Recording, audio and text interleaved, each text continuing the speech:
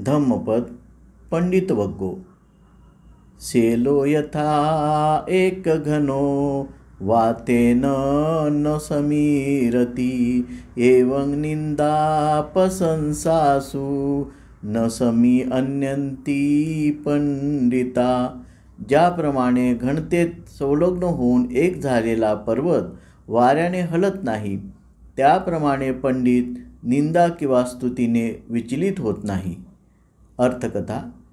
काही नवशिके एका नावलौकिकास पोचलेल्या अरहंताला तो बुटका असल्याने व तो कोण आहे याची माहिती नसल्याने त्रास देत असत। जेव्हा बुद्धाला ही गोष्ट कळली की भिक्षूने थोडीही चीड किंवा राग व्यक्त केला नाही, तेव्हा बुद्ध म्हणाले की स्तुती किंवा निंदा होत असता अरहंत दगडाप्रमाणे अचल राहतात।